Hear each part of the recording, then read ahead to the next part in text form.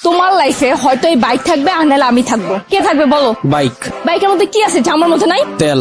ফাইজলামি করবা না, আমি কিন্তু সিরিয়াস মুন না। তুমি আজকে ফাইনাল ডিসিশন নিবা, তোমার লাইফে এই বাইক থাকবে আর নাহলে আমি থাকবো। তুমি বলো কে থাকবে? বাইক।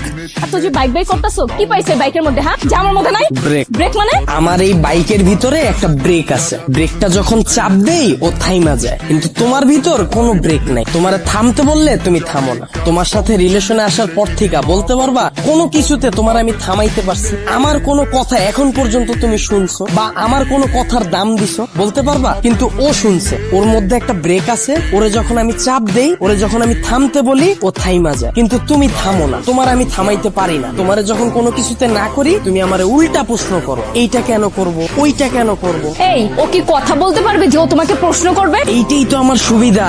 ওরে আমি যেমনে বলি, যেমনে চালাই, ও অমনি চলে। কিন্তু তোমার আমি যেমনে চালাইতে চাই, তুমি অমনে চলো না। ওরে নিয়ে আমার কোনো প্যারা না। তার মানে আমি প্যারা? অবশ্যই প্যারা। তোমারে নিয়ে আমি প্রতি মুহূর্তে আতঙ্কে থাকি। কোন ছেলে তোমার মেসেঞ্জারে নক দিল, কোন ছেলে তোমারে আবার ডিস্টার্ব করলো, কোন ছেলে তোমার প্রোফাইল পিকচারে যে একটা লাভ রিয়েক্ট দিল।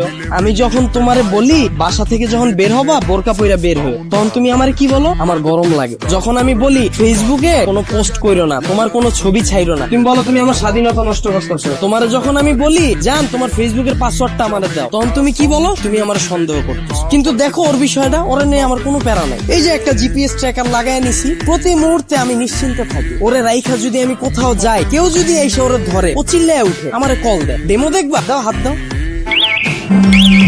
এই যে কল চলে আসছে। আবার তুমি দেখো, যদি আমার কোনো ফ্রেন্ড বা আমার কোনো কাজিন আমার এই বাইকটা নিতে চায়, আমি নিশ্চিন্তে দিয়ে দিই। কারণ কি বলতো, আমার এই জিপিএস ট্র্যাকারের ভিতর লোকেশন সেট করা যায়, ও কতটুকু এরিয়ার মধ্যে থাকবে। আমার ফ্রেন্ড যখন এটা নিয়ে যায়, আমি একেবারে নিশ্চিন্তে ঘুমাই। কারণ এরিয়ার বাইরে গেলে আমার বন্ধু যাবে, কিন্তু ও যাবে না। ও কতটা লয়াল একটু চিন্তা করো। কিন্তু তোমার দিকটা একবার দেখো, আমি যদি তোমারে রাইখা বিদেশে যাই, সুরঙ্গ ছবির মতো আর ফান্নিশের মতো অবস্থা হইব আমার। দেশে এসে কি দেখুন জানো? আমার বন্ধু তোমার নিয়ে বাইকে গেছে। এখন তুমি বল, বাইক রাখলে ভালো হবে না গার্লফ্রেন্ড? এত যে বড় বড় কথা বলতাছো, আমাকে নিয়ে লাস্ট কবে বের হইছো মনে আছে তোমার? তোমারে নিয়ে বের হয়ে আমার কোনো লাভ আছে? তোমারে নিয়ে বের হইলে 8-10টা মেয়ে যদি তাকায়, তাও মুখ ফিরিয়ে জায়গা চিন্তা করে, এটার লগে তো একটা আছেই। কিন্তু যদি আমার এই বাইকটা নিয়ে বের হই, 8-10টা মেয়ের সিরিয়াল লেগে যায়। এখন তুমি বল, তোমারে চুজ করা ঠিক হবে না আমার বাইকটাকে? এত যে বাইক বাইক করতেছো না, এই বাইক একদিন তোমার জীবনটা খাইবো। তাও ভালো, ভিতরে কোনো কষ্ট থাকবো না, গেলে গা একবারে জামুগা। মানে? তোমার লগে রিলেশনে যাওয়ার পর থেকে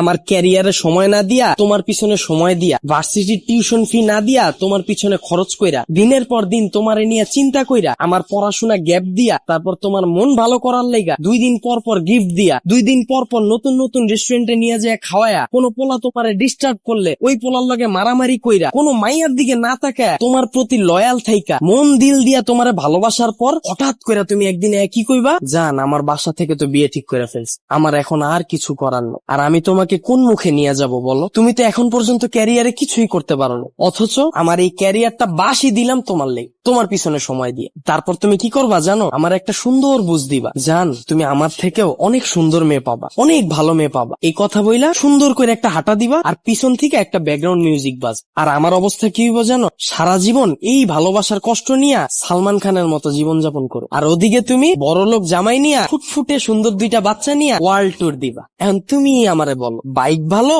না তুমি?